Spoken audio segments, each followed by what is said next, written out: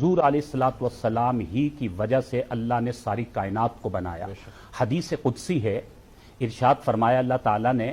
اگر محمد صلی اللہ علیہ وسلم کو بنانا نہ ہوتا تو میں کائنات کو نہ بناتا۔ سبحان اللہ۔ تو معلوم ہوا ہمارے نبی اکرم صلی اللہ علیہ وسلم باعث تخلیق کائنات بن کر تشریف لائے۔ بالکل ہمارے نبی کی وجہ سے اللہ نے ساری کائنات کو وجود عطا فرمایا۔ آج دنیا میں جو بھی کچھ نظر آ رہا ہے وہ سب ہمارے نبی کے صدقے۔ میں یوں کہوں کہ آسمانوں کو بلندیاں ملی، زمینوں کو وسعتیں ملی، سمندروں کو خروش ملا، دریاؤں کو طغیانیاں ملی، سمندروں کو جلال ملا اور زمین کو وسعتیں ملی، کلیوں کو مہک ملی، اسافیر کو چہک ملی، باغوں کو جمال ملا، بلبل کو ترنم ملا اور کائنات کو حسن ملا، باغ کو جمال ملا۔ یہ سب کچھ محمد رسول اللہ کے صدقے۔ میں اس سے بھی آگے بڑھوں، حضرت آدم علیہ السلام کو اخلاق ملے ہمارے نبی کے صدقے، شیشہ علیہ السلام کو معرفت ملی، نوح علیہ السلام کو جوش و تبلیغ ملا، ابراہیم علیہ السلام کو ولولہ توحید ملا، اسماعیل علیہ السلام کو ایثار ملا، اسحاق علیہ السلام کو تسلیم و رضا ملی، یعقوب علیہ السلام کو گریہ وزاری ملی،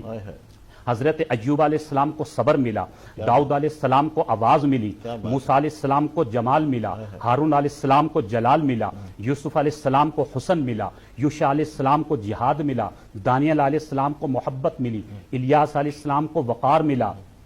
یوشع علیہ السلام کو جہاد ملا اور یوسف علیہ السلام کو حسن ملا، یحییٰ علیہ السلام کو پاک دامنی ملی، عیسیٰ علیہ السلام کو زہد و تقوی ملا۔ یہ جو بھی کچھ کائنات میں اچھائیاں نظر آ رہی ہیں یہ سب حضور سرور کائنات کا صدقہ ہے۔ تو حضور باعث تخلیق کائنات ہیں، اسی لیے کسی نے کہا کہ کونین کی تخلیق کا مولا تو سبب ہے، اسلام کا مفہوم تیرے در کا ادب ہے،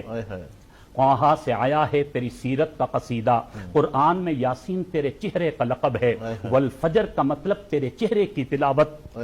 واللیل تو مولا تیری زلفوں کا لقب ہے۔ اور اسی کو ایک اور عاشق نے کہا، میں عرض کروں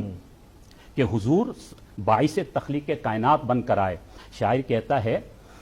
کہ سب سے پہلے مشیت کے انوار سے نقش روح محمد بنایا گیا، پھر اسی نقش سے مانگ کر روشنی بزم کونو مکان کو سجایا گیا۔ کیا کہنے، وہ محمد بھی احمد بھی حامد بھی محمود بھی، حسن مطلق کا شاہد بھی مشہود بھی، کیا بات ہے، علم و حکمت میں وہ غیر محدود بھی، ظاہراً امیوں میں اٹھایا گیا۔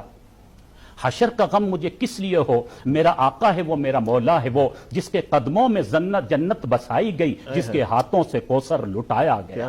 بس آخری میں اپنا عشق و محبت کا اظہار کرتے ہوئے عرض کروں کہ حضور کے صدقے اللہ نے ساری کائنات کو بنایا، اس لیے ہم کہتے ہیں یہ سب سے بڑی نعمت ہے۔ کسی نے کہا کہ اگر دنیا میں ذات محمد نہ ہوتی،